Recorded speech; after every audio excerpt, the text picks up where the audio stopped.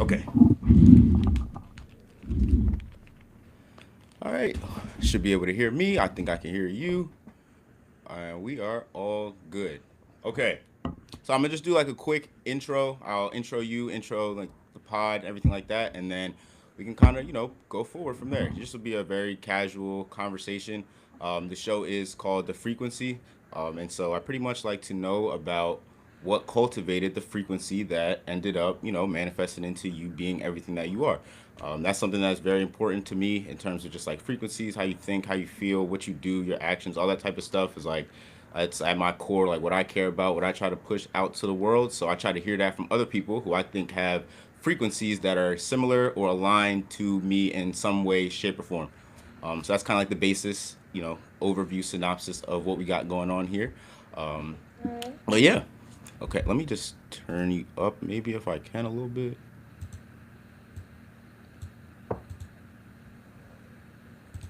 Okay. All right. Welcome back to the frequency with Year Wave.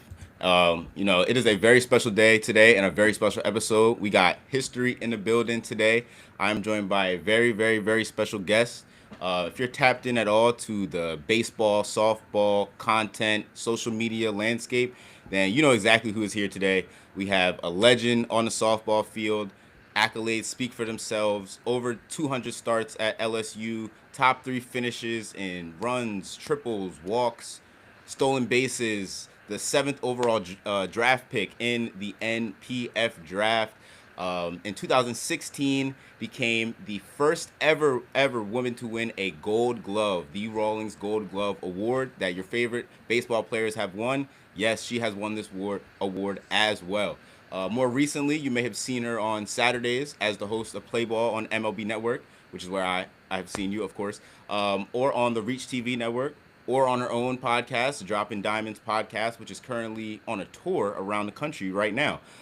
This is somebody who I look up to not only for their resume and their career, but also because of how much you speak, on the importance of things like meditation, things like affirmation, as well as representation for people who look like us in America's national pastime.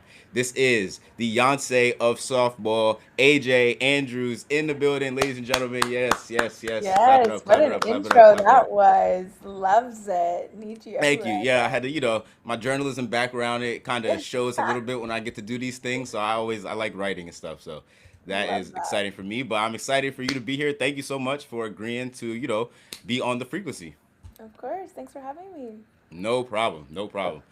So I did mention that you're currently, on the tour right now, the Dropping Diamonds pod, going from, school to school, reaching back and offering some wisdom to some of the current softball players out there. You want to just talk about, some of the schools you've been to so far, how the tour is going, if anything kind of, stuck with you or resonated? Sure, yeah. So I did a tour earlier this year and I went to five different colleges. So I went to Duke, I went to Auburn, I went to LSU, I went to FSU, and I went to UCF. And so it was essentially it started kind of the beginning of the season, midway of the season, where I went and just really showcased what the practices look like, what the kind of motto is with the teams. I don't feel like we really always get to hear from that kind of side of them, or really get to see the girls. Get to see their personalities outside of what they get to showcase on the field, and I'm very big in being able to really showcase talent outside of who they are as players, and Right. so that was really a goal of mine, and to be able to really have give fans a new outlook or new insight into the teams that they're following and the people that they're following. So yeah, I went to five schools, and starting with season two of Dropping Diamonds, plan to go to a few more. Not sure what schools it will be this coming season, but yeah, I mean college softball is killing it right now. About to start the World Series this week, so a lot of softball to be excited about before going into the pro season in the summer.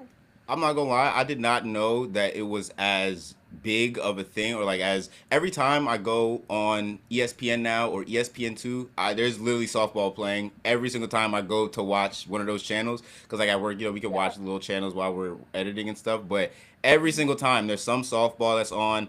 I think I've been watching Oklahoma a lot, like, cause I feel like they are on TV a lot. There's a couple schools that I've been watching a lot. But yeah, it's very, very, very big. And then even I feel like going from college now to some of these new leagues that even like AUSL, I know MLB Network has started putting that on, I guess, programming a lot, and even had to edit for that sometimes. So you actually played AUSL, right? In the first season, yeah. In the first season. So can you talk about a little bit about that league, about kind of where it was when you joined, and then how you see it's improved now? Sure. So the first season I played was called Athletes Unlimited, and that's when they were doing a almost like a fantasy league system. So it was like a point system set up. It wasn't really based on teams. You would change teams each week, and you basically were on a leaderboard of how many points an individual person had. And so now they've gone back to a regular team format where there's now 6 teams. There's 4 teams last year. There's now 6. They've added 2 more. And so it's been a really, I think, a cool opportunity for people to really be able to invest more within softball and within professional softball, because as you see, college softball is big. It's huge. It's going to be for the next week. All most people are going to be able to talk about because it's that exciting to watch, and it's the World Series. And so being able to build up and continue that momentum into professional softball, I think, is important. I think AUSL and the partnerships that they have strategically aligned themselves with, whether it be the MLB networks or the ABCs, what have you, I think that's only going to propel and continue to push the sport of softball forward. So Athletes Unlimited has, I think, grown from where I first started, where it was trying to gauge more interest and have people intrigued in what this was and pro softball, to now that interest is there, so we don't have to have all these creative things to do, and we can Right. just have the game, and the game is the product. It's a Just great play. product, and being able to move forward that way. No, that's fire. That's fire. I like the names. I like the colors that go along with each team. Like, I like some of the stuff that they're doing over there. It's eye catching, and I think it makes it stand out a little bit more. But I kind of want to know about, because on the baseball field. Okay, I played baseball when I was younger. That was my first love, my first sport. I ended up like being good at basketball, and so I kept playing basketball. But I think I was pretty good at baseball too. But so I kind of want to know a little bit more about how you got started. Like, where, of course, we see the Gold Glove, we see the LSU, all of the stats, all of the accolades, going pro, playing pro. But I feel like that starts from somewhere. And one thing that I say a lot about frequency is that frequency is something that compounds. It's something that it grows, and it grows over time as you are putting more attention into it, as you're putting more thought, whatever emotion into something. That is something that ends up generating, and you get to see it, and it actualizes. But so I want to kind of know more about what was that initial frequency, or how did it start off? Where did you first start? Going to softball games or practices, or how did you kind of fall in love with the game? Sure. So I played a lot of different sports when I was younger, and softball was just kind of like the next one that I was trying. And my Oh, so mom you played more played. than that? Oh yeah, yeah, yeah. I played everything. Okay, okay. I was a multi-sport athlete majority of my life, probably up until my freshman year in high school, and I only became sport specific because that's when people started recruiting, and I was being heavily recruited for softball, and it just didn't seem smart to get injured playing another sport when if I was going to be going to play softball. So Yeah. yeah, I played basketball, I played soccer, I ran track, I was a cheerleader, and then Oh wow. softball Yeah, as you did well. it all. Yeah, I did it all, which I think all kids should do because I was never injured as a child, ever playing sports because I played everything. Every muscle group was worked, and I feel like those sports help with other sports. Like the way I read the balls in the outfield, I give a lot of credit to basketball being able to do that because I was very good at anticipating where the ball was going to be within softball. So I made all these amazing catches, and it's because I wasn't following the ball where it was, even at a young age. I was always anticipating where I thought it was going to land, and that had to do with me being a great defender in basketball, where I was very good at anticipating when the pass was going to be thrown. I was very good at anticipating movements, where things were going to be, where things were going to end up. Same thing with soccer. You really have to anticipate what the next move is going to be for the goalie or the next move for your defender for you to get around them, for you to get into him. So there's a lot of things that you can take from other sports that you can bring into the sport, your sport specific. So it's all about aligning the frequencies, right? Like There we whatever go. one sport is There we able go. to do can really put me in a position to be the best within another. But I started playing softball when I was 11 years old, and which is a lot later than most people play. But soccer up until that point was my primary sport, and so played soccer and played was a cheerleader for most of that time before picking up softball, and and a little bit of basketball. And so then softball, became my favorite because I made a diving catch when it was like really dewy outside. I'm from Florida, Yep. and I slid really far, like it was a slip and slide. And I was like, ooh, this is fun. And and at 11 years old, there's not many other sports where you can cheer and scream and yell at the top of your lungs and have these different cheers while also playing another sport. And mind you, I was also a cheerleader, so it was like combining sports together for me. Yep. And so it was a lot of fun, and it just really aligned with who I was, which is someone that's extremely competitive, but also someone that really likes to have fun, as most kids do when you're starting to play a sport. And from travel or from little league to travel ball to then high school ball to being recruited to play professional or not professionally recruited to play at LSU. It just what really aligned with me was I just never liked the feeling of anybody working hard within me, and I feel like that. I believe when we talk about frequencies, I feel like you have to be vibrating at your highest self in order for the things to match up with you that are meant to align with you. And so if you're not doing that, you're not going to reach your potential, not because you can't or not because you're not attempting to, because you're not living in a way that aligns with things that you want to achieve. And so for me, it was working hard is how I aligned with myself and put myself in the right frequency to be where I want to be. Yep. And from that, I got recruited and went to go play at LSU, and then was drafted to play professionally. And you know, then That is then that rest is I history, definitely, literally. definitely, definitely resonate with that, especially like the working hard part. I heard you say that on another interview, um, even talking about somebody being in a whole another part of the country. You're like thinking about it as if like, okay, well, they Yeah, got more hours in the hours day than that they me. could work. I gotta get back to it. I gotta get back to Yeah, it. And it's like that is the I really have really kind my of mentality. taken on that same type of mentality, but it's almost just like a it's basically like the same thing. I just feel like, well, there's always somebody else that is working, and me, because I'm in the content creation and streaming and YouTubing kind of side of things. I feel as though it's like a battle for your place in the algorithm, for your place in social media, for your place in X, Y, and Z. But you you just have to keep putting up shots. Like if you're not putting up shots, imagine how many times there's millions of people who love uh said streamer, whatever, whoever, right? So he doesn't even have to ask them. They're gonna make their own clips of this person. They're gonna make their own content. So that's their Hmm. content, their content, their content. You just keep seeing them and them and them. So it's like, okay, if now my mentality as somebody who is striving towards this position, you can't be content with I put my one thing up, I posted today. You know what I mean? Like you really got to think about that. Like think about how many people are clipping Kai Cenat.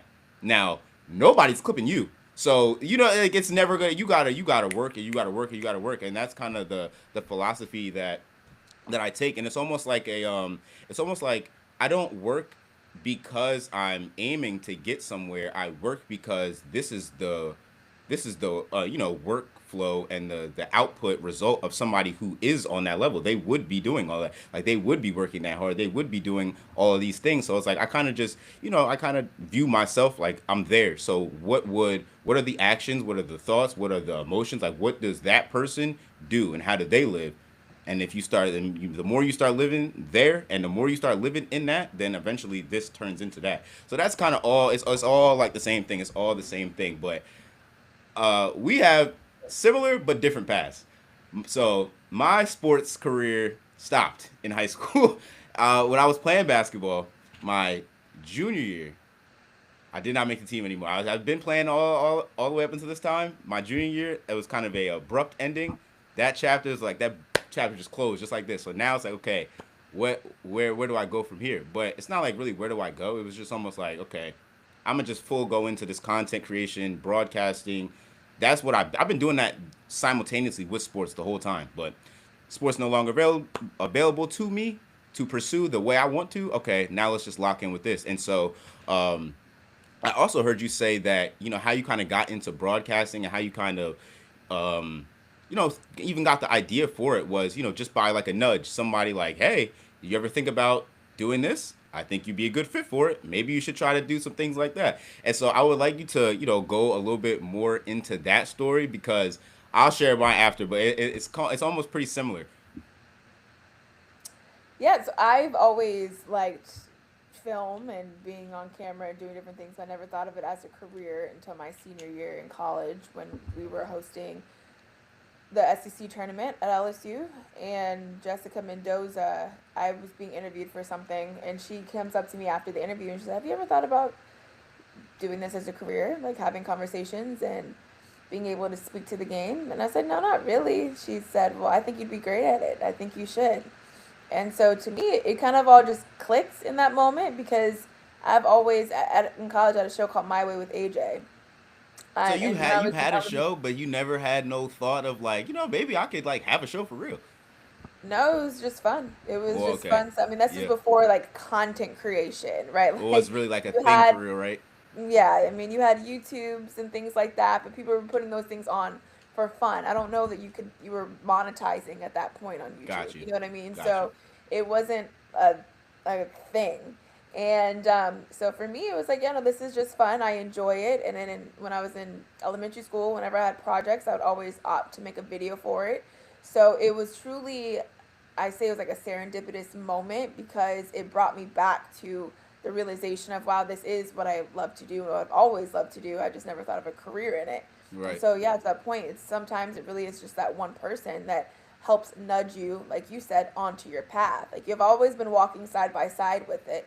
I just needed that one person to kind of, no, I think that's what you should do, to Yep. push me onto it. And so that is exactly what happened. So I talk about Jessica Mendoza all the time as someone that's really pushed me towards this. Now, maybe it would have happened later on in life, but from that moment, I went back and got my master's degree in mass communications, broadcast journalism, and it propelled me to what I'm doing today. So yeah, it's sometimes There we again go.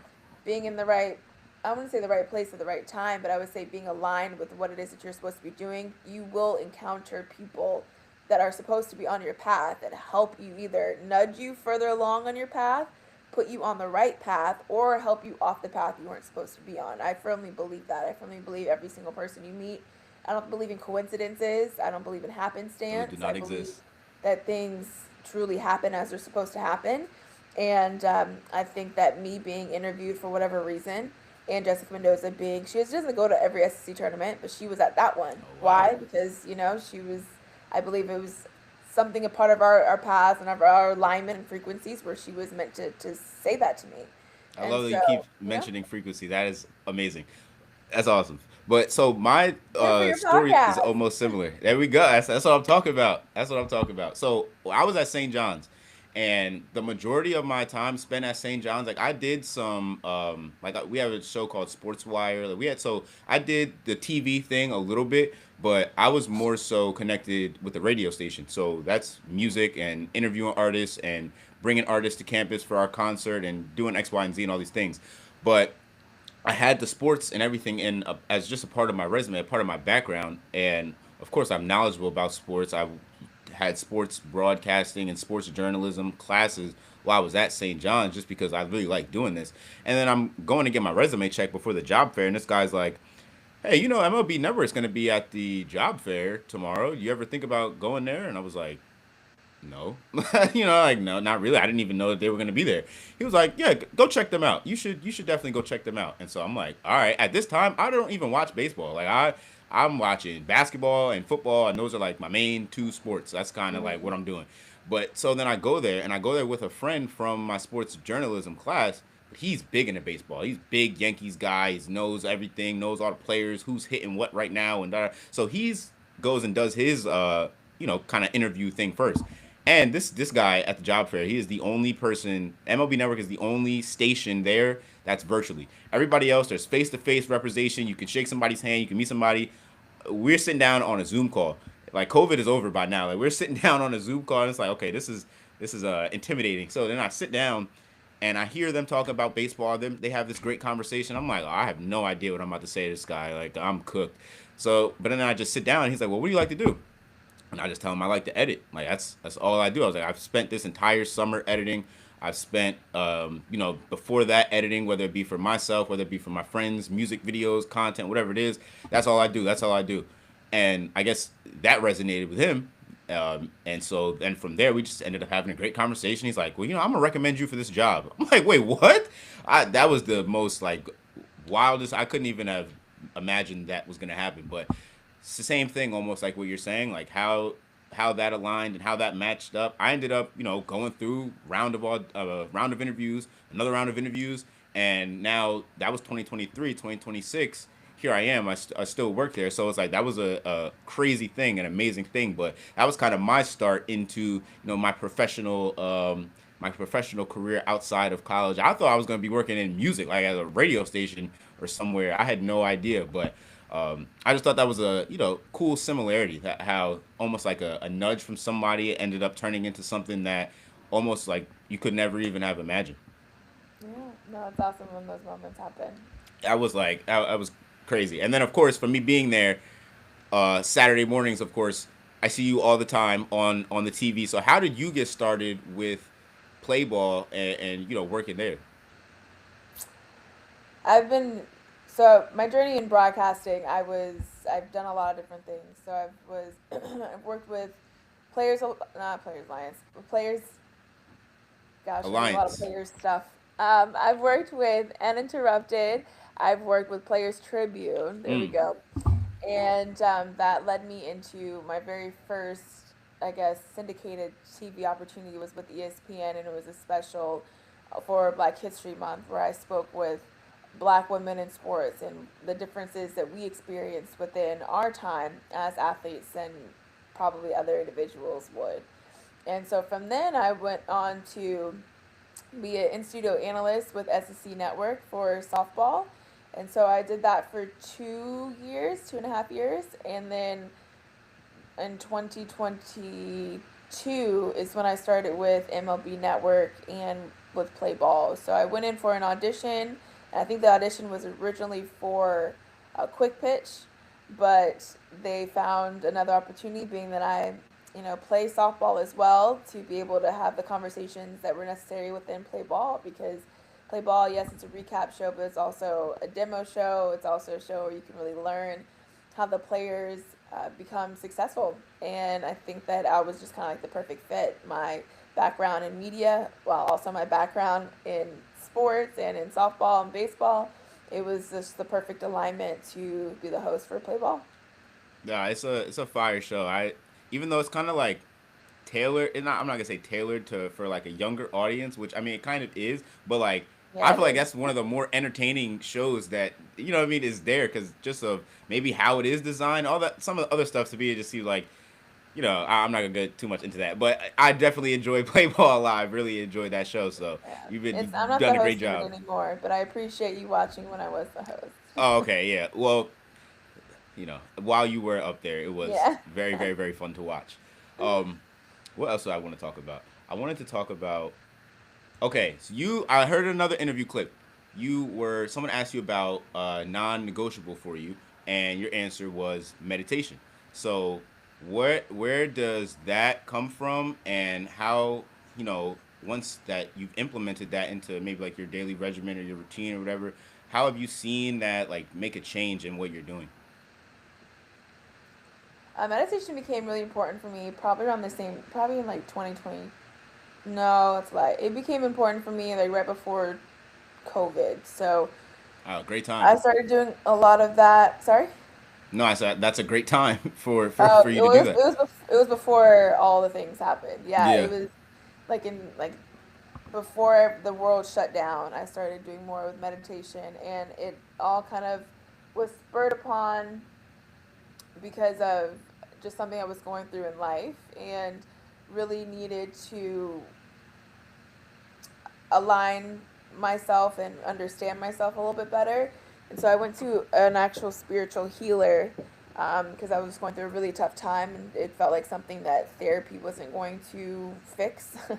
So I talked with someone that's more spiritually aligned, and it's really her name's Dee Dee, and she's just someone that's very good with allowing or helping you figure out you and helping you figure out how to flush all the noise and really remind yourself. Now, this is dependent on what people believe in, but I believe that we are all human, we're all souls just living a human experience. And so, because we're all souls just living a human experience, we oftentimes get caught up in the human and and we lose sight of our soul's purpose on this earth. And so we get so, and which is natural, right?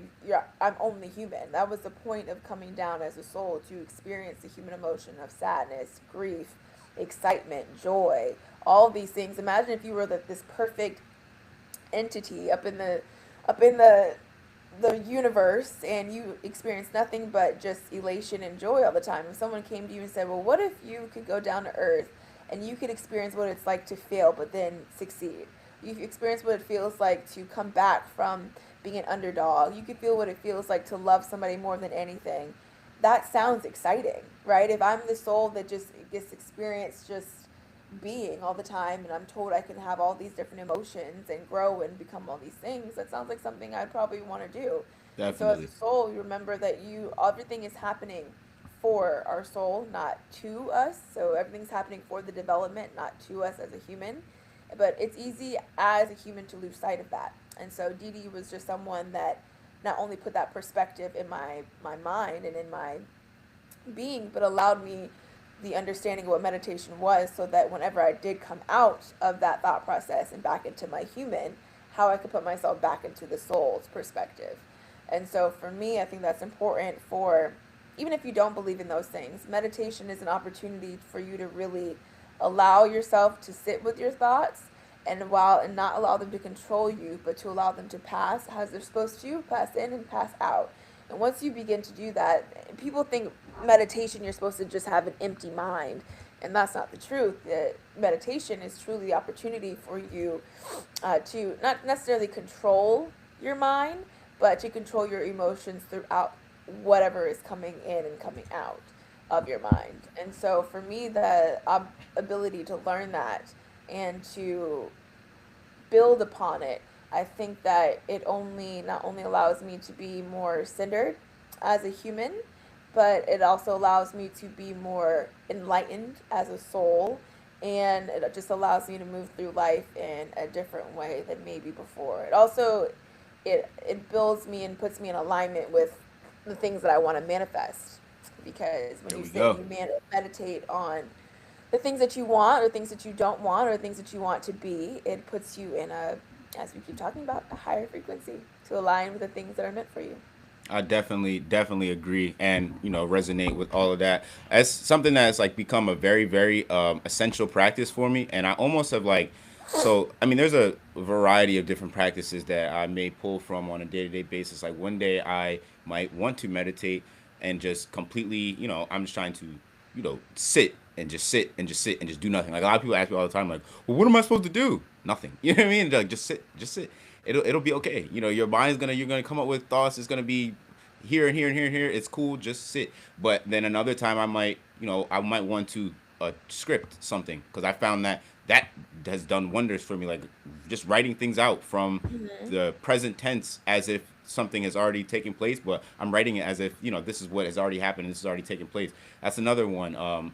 Affirmations is another one. There's so many things. There's so many practices that I have implemented that have affected my frequency, have affected my vibration, where I'm at on a day to day basis. So now it feels like my baseline is, it's higher than where I started with, because it's like I have all of these things. I'll never even let myself get back to, what I mean, a place of anything else, because I have seen, one, the results of what happens once I start doing these things, and then two, it's like I'm really passionate about these things, because ever since I learned about it, it's like every stuff just started going like this. Like that was almost in maybe around, it was like around that COVID-ish era, but when we were just in the house with nothing to do. But luckily, like a lot of my parental influences and outside influences and things, they lean on stuff like this, and so it was very easy for me to come across this information and not be apprehensive to it, and come across this information and be receptive to kind of what's going on, be willing to try some stuff out, and then just seeing it in your own experience, you learn stuff, and now it's like, okay,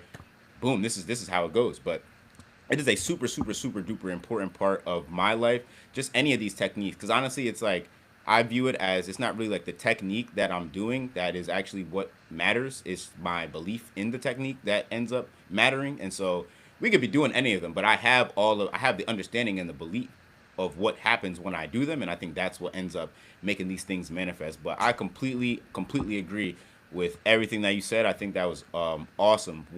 Another thing that I did hear you say is you try to live a very holistic life. Now, is that in diet? Is that in when you say holistic? What do you mean? Yeah, and diet. And Okay, diet and in thinking. now that okay, so this is my next venture. That's the next step that I need to take. So please, I need you to just give me the rundown. What are some of your favorite either things to eat? What are some non-negotiables that you don't break that you won't eat? Like kind of give me the rundown of how somebody who is interested can make that push and make that change to a this new way of living. I think you kind of need to know what works for you because some things just don't work for it. It's not a one size fits all thing, Right. I think. But for me, this all started after I had surgery on my labrum in my hip, and I was just researching what would help me come back faster. And a Right. lot of it, things I would read would had a lot to do with diet. And just as the athlete in me, you're just trying to figure out how to be the best and be at optimal, pristine shape as much as possible, especially after having someone cut into you to sew things back together. So, for me, it was just trying to figure out the things that would help me heal and be bigger, faster, stronger that led me down to it's all comes down to a lot of the greens. It comes down to a lot of the proteins. Like you'll have a lot of people say, "Well, I don't eat red meat," or "I don't eat meat," or you know what I mean. But for me, I eat red meat, so it's not necessarily always about cutting out certain things, but having things that really fulfill and move your body. So for me, I don't eat sweets. I've gotten to a place where I don't crave them. No, I don't feel like you should deny yourself things. So if you're at a birthday party, eat the cake. You know what I Yeah. mean? Like it's not like I don't have this rigorous will never budge type of a thing, but on my day to day, I don't sweets just don't excite me. I'm not going to get candy at a store. It's just not something that I want. At a certain point, when you stop, I used to love Reese's. Now, I haven't had a Reese's, gosh, probably in yeah, probably since I had surgery. So over, I'm close to a decade. And Oh so, wow. I think that, yeah, you genuinely get to a point where you don't crave it anymore. And that's with anything. Like once you stop, like people that stop eating meat and they are maybe pescatarian, you get to a point where you just don't crave meat anymore. It's just not something that you want to eat. Even like vegetarians and vegans and stuff. I tried to be vegetarian it lasted 2 weeks. I couldn't do it. I couldn't do it. Okay. Well, But I you made tried. it 2 weeks. It was, and I travel a lot. So if you don't live in an area like a California, where you have like actual good options for a vegetarian, you're stuck eating a salad every day, and it's just Right. not gonna work. And but yeah, I would just say I'm big on like the different like spirulinas or like the maca roots or like I could give you a lot of different supplements or a lot of different things and what they do for your body. I'm a tea connoisseur, so I drink tea morning and night. I drink only tea leaves. I don't drink out of tea bags. I know what certain teas help you with and what certain things don't help you with. Ultimately, if you're an athlete, you probably want to have a high fibrous or high protein diet, what you should be eating when it comes to that. And, I think there's nature has given us all that we need. It's given us medicine white willow, for those that don't know, it's like nature's aspirin. You have a tea of white willow, you will help get rid of the pain that you have that aspirin would have did for you. But for Oh me, I wow. think it's just like about targeting. Yeah, but there's a lot of things like that. Like milk thistle is good for your liver to clear out your liver. If you are a smoker, you have a lot of fluid in your lungs, take mullein leaf. If you're a woman, you should be taking red raspberry and red clover, maybe even spearmint for your skin for try to get rid of acne. There's so many examples of holistic remedies and holistic things that will help you to heal you from the inside out rather than just trying to attack a symptom or trying to attack from the outside in. And so for me, I mean, that's taken a lot of years of research and just trying to find the right thing. But Yeah, you just have to tell me what it is that you're looking to do, and I could write you up a little something. But Okay, it's got you, a got it's a you. lot. I'm already taking notes. So everything that you said already was great, but for sure, that's definitely fire. I watched. I don't know when this was. It was the interview. It was almost like a panel. It was you, Jazz, PCA, Dom Hmm. Smith from the Braves. It was like a couple people on there. From How was that? baseball uninterrupted. How is that? And like, how do you feel about kind of like I feel like there's a I don't really know what I want to call it, but like something is happening in baseball. I feel like where it's almost like there's like a shift, and it's just a lot more. It's becoming a lot more. I don't know if like fun is the word I would use to describe it, but there's just a different energy that is surrounding the game right now, and I think with players like that you sat down with, they are some of the players that exemplify this energy from the Ellie De La Cruzes or whoever we want to say, right? So like, but how do you feel about that, and just also what's your experience like when you meet or get to sit down and talk to these players and stuff like that, because you're everywhere. You've been WBC, back and forth from whichever arena, stadium. So like, how is that? How's just my experience with? How is well one how was the experience, just going around and doing these different panels and interviews with the different athletes, but then I kind of wanted to hone in on like some of this younger generation and some of this like new energy that's going into baseball.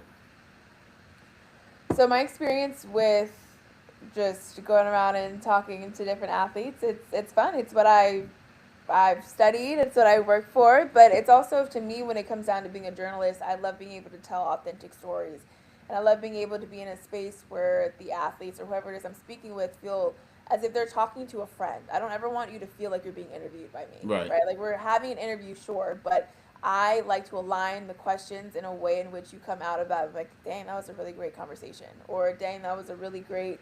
I felt like it would just was very fluid, and so I built. Whether I started off having an interview with these people, a lot of these athletes become good friends of mine, because not only does it build off from that one conversation, but then you see them other places and you're able to hang out and have conversations. And so for me, it's very important for me to tell the story from their perspective, not in a way that's criticizing them, not in a way that is trying to tear them down. It's always in a fashion of, I'm going to put out the facts, but I also want to make sure that it is noted their experience within what their facts are, because we're just telling overarching stories, what journalists do, right? That's Hmm. the job of a journalist, to tell the story. What I want to do is tell the story within the story. And so I work really hard and to build these relationships and to get to know these different players, not just in baseball, but in all other sports in which I report on, to where they feel comfortable enough telling me that part of the story. And that's only going to happen if they don't feel as if they're being riddled question after question after question, and it's just a seamless conversation that happens to be an interview.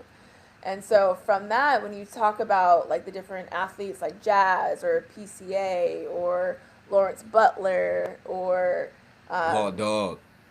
yeah, Hunter Green, like just different people that are coming to my mind that are really good at expressing themselves. I feel it's really cool to see because it's necessary. I mean, as someone that's worked with other sports, football, basketball, I mean, I go to the Super Bowl the last 4 years I've been working at Oh, Super wow. Bowl. I've gone to NBA All Star. And so it's a very big contrast in the way in which that those players express themselves to what we typically see within MLB. Hmm. And so I think it's, and you could see the excitement and the build and the conversations around the other sports and the other athletes when they are able to be themselves and showcase who they are. And so I think it's a great moment for MLB players to be able to do the same, because that's only going to create more fandom, that's only going to create more interest, and only going to want people to tune in more into the sport. But I also feel like it allows people to play and be free. Yeah. I personally cannot stand, like, more than anything, the right play the right way police. People that have Yeah. people, you have to play a certain way. Like, that is to me the silliest thing I've ever heard in my life, because whenever you say what's play the right way, no one has a full definition of it, right? There's It's no just, answer for that. this is just what I don't like, and you're Yeah. doing what I don't like. You're not being humble, or you're showboating. You're not acting like you've been there before. That to me is not playing the right way, right? Because for so long within the game, you went out, you hit the ball, You ran around the bases, you made good catches, and you act like you've done it 1,000 times. You haven't though.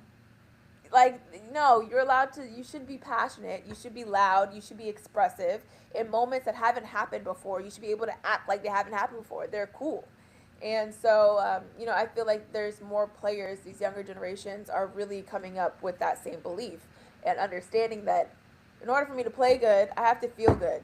And I Right. have to, if I want for me to play good, I want to look good. And Look I good, gotta feel look good, play good. good. Yeah, it all We've goes all together. said it 1,000 times. And so I feel like that just wasn't being adopted or as accepted as maybe it is now. And because it is being more accepted, or you have these individuals that don't care that it's not accepted and they're doing it anyway. And Jazz is like the perfect example of that. He's going to be himself regardless of who has anything to say about it. He's paving a way for other athletes to do the same. And it's Definitely. often hard to be that first person to do it, right? He's getting criticism from all these other people from all these different angles because he's doing something that we don't see all the time in baseball. Good. That's the only way things are going to change is when people come up and do the things that aren't expected. And so he's doing that. And I think other people are kind of catching the wave of what he's doing. So, I mean, Uninterrupted also has a show called New Wave, which is the new younger generation of baseball players that are coming up and kind Oh, of that's fire. setting their own path and making a name for themselves. So for me, I am always going to be the biggest advocate for athletes being exactly who they are, despite what anybody else has to say about it. Because especially if that's going to help you play the way you want to play and be successful on the field. I definitely see that, and I think it is starting to. Well, I mean, it's just gonna take all these players that keep doing it, and almost like you're saying, not really caring about what y'all are talking about. But I see it. You see it more and more in the media day pictures with all the chains and everything like that. Like just the swag is coming back, which is definitely something that resonates. Like when I was younger, my favorite player was Curtis Granderson.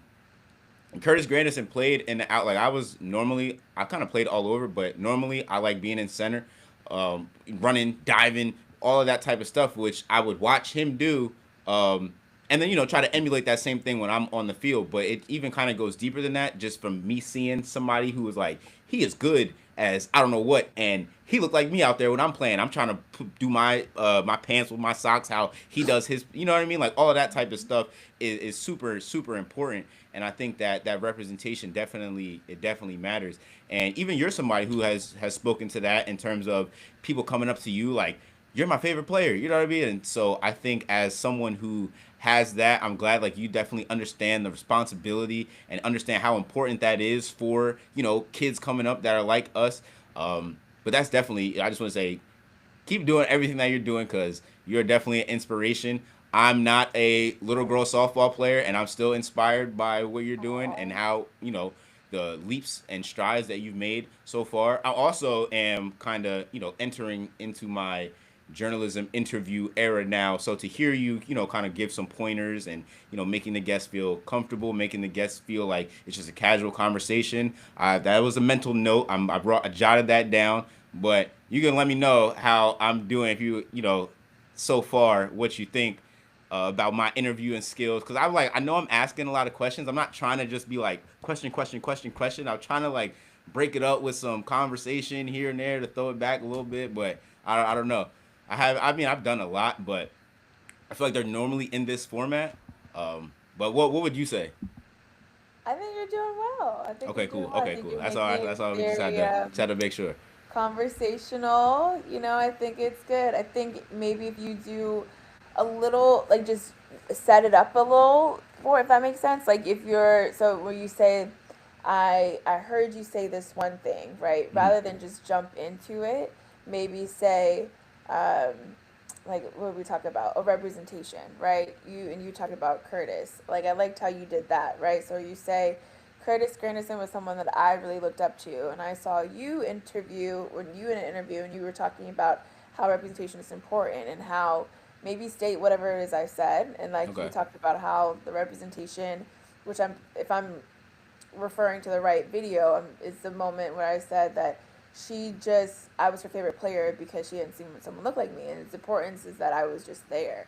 Yep. And so then maybe that follow up question would be like, okay, well, AJ, who was someone that was that for you? That was important that they were Okay. just Okay. there. Okay. Okay. But I liked how you did a really good job there of like setting it up. You know what I mean? Like with the Curtis Granderson, good representation, and then going into that. I think that was a good job. So do more of that. Got you. Okay, bet. All right. Okay, I'm taking notes. I'm taking notes for That was sure. For sure. good. I appreciate it. I appreciate it.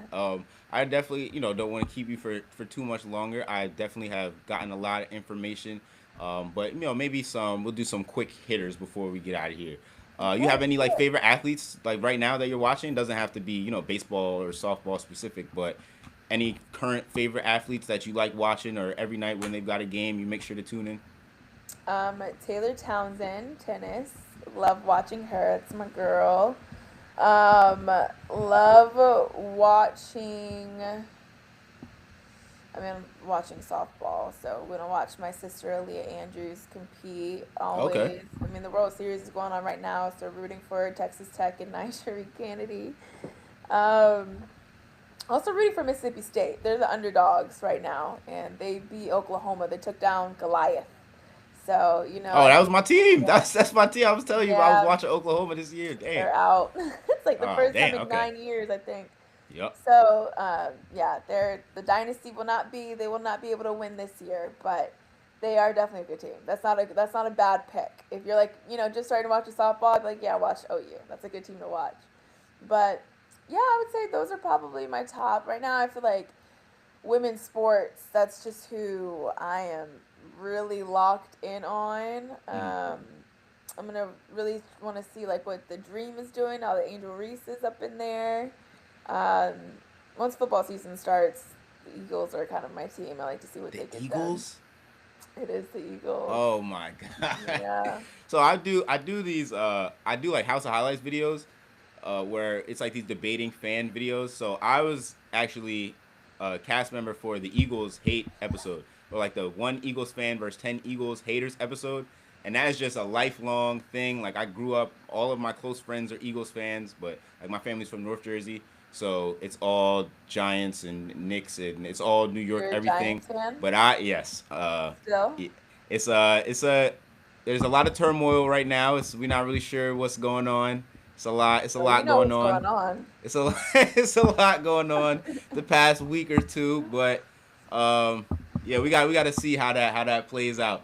But nah, I like What do grew you up. mean? You got to see how it played out. We It's we, in the we got to full. It's see. fully in front of you. I'm hoping that the chemistry is not too affected All by I gotta what's. say is my quarterback would never. So I Nah, don't really know if he this sure takes wouldn't. contact. He definitely would not. My That was a quarterback would choice. never. That was a That was choice. certainly a choice. That's the right word. That was a choice. We will see. I know Abdul Carter had something to say. He had some choice words. He said they He spoke didn't as even say men. nothing crazy. Nah, he didn't. He didn't. But He said he thought it was AI because I would think because that was ain't no AI way, too. right? Because the audacity to do something like that would bewilder me as well. He's been on a run this summer. That Who? wasn't our QB number 6. I haven't. I mean, I've seen a couple different things this summer where I was like, okay, I see where you. This is where you taking the culture, Jackson. He thinks he's still in Mississippi. Y'all need to Yes. let y'all New Yeah. Yorkers need to let He him gotta let know that go. he's He still gotta in let that Mississippi. go. He gotta let that go. But Y'all nah, need to yeah, let him know. we'll move on from the Giants. That's enough about the Giants. Uh Good and luck. are you said you interested in the Dream. Oh, of course, Angel Reese went to LSU. So like how was that, did you watch that whole run and all how that was going down with her and Flau'jae and the national championship game, and how is it being like a LSU alum? You guys have some of like the a We're lot the of a lot of best. prominent athletes. Like there's a Yeah, we're the best. If you want to be an elite athlete, go to LSU. You can say you got the current champion of the fishing world right now, Ben Simmons, is a LSU alum. He's been it. Did he making win waves. something fishing? Yeah, he's no longer hooping. He just won I a know that much. championship. I didn't know he like won something Oh though yeah, they fishing. just won. They was like, so Ben Simmons is a champion. So we got to put respect on his name. It's not Good for the for sport that we him. thought, but shout out to Ben Simmons. That's that. He's from Australia. That's like, don't they be fishing down there? I don't know what they do in Australia, but Okay, good me for neither. him. Yeah, nah, that's this is pretty much, we can kind of wrap up from here. I think this is a great interview. So once again, I want to thank you for coming in, imparting some wisdom on us, the audience, myself as a journalist, as somebody who is trying to, make waves and do some of the things that you're doing. It was definitely awesome to talk to you, get that perspective. Um, and yeah, so thank you so much for pulling up to the frequency today. Thank you. Yeah, keep vibing high, keep high frequencies, and I'm sure you'll continue to align with the right people that are where you're at. I know you're not in New Jersey or New York, but if you ever come back up this way, we got to go to the batting cages because my swing is like that, and I would like to demonstrate.